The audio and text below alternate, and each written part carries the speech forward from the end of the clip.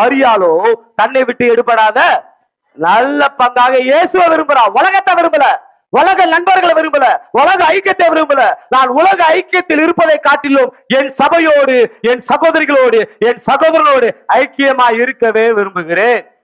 இந்த ஐக்கியம் உன் வாழ்க்கையில மேலான இடத்துக்கு கொண்டு போயிடும். அந்த ஐக்கியம் உன் வாழ்க்கையில தேவையில்லாத இடத்துக்கு கொண்டு போயிடும். இந்த ஐக்கியம் எப்படியாவது உன்னை ஜெபிக்க வச்சிரும். அந்த ஐக்கியம் உன் ஜெபத்தை கெடுத்து. நீங்க எந்த துறைமுகத்தை நாடிக்கிட்டு இருக்கிறீங்க? இன்னைக்கு உங்க விருப்பம் எப்படி இருக்குது?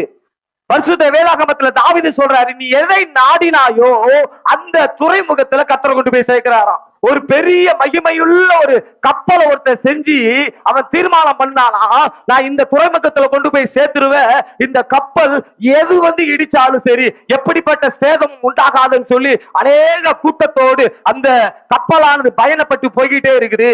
அந்த கப்பல் கொஞ்ச தூரம் போயிருக்குமா, கொஞ்ச தூரம் போகும்போது ஒரு பனிக்கடல்ல ஒரு பனிக்கட்டி மோதி அந்த கப்பலோட ஒரு ஓரத்துல ஒரு அடி விழுந்துடுச்சு.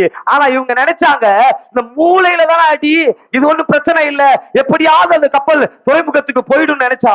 ஆனா அந்த சின்ன ஓட்டைக்குள்ள தண்ணி இறங்க இறங்க இறங்க இறங்க இந்த கப்பல் போய் சேர வேண்டிய இடத்துல போகல.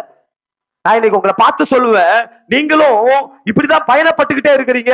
ஆனா அவன் வாழ்க்கையில தேவனுக்கு பிரியமில்லாத ஒரு சின்ன ஓட்டை இருக்கு பாத்தியா, அந்த ஓட்டையானது மீண்டும் மீண்டும் பாவம் நிரம்பி நீ போய் சேர வேண்டிய இடத்துல போய் சேர முடியாது. உங்களுடைய எண்ணம் நோக்கம் என்ன தெரியுமா?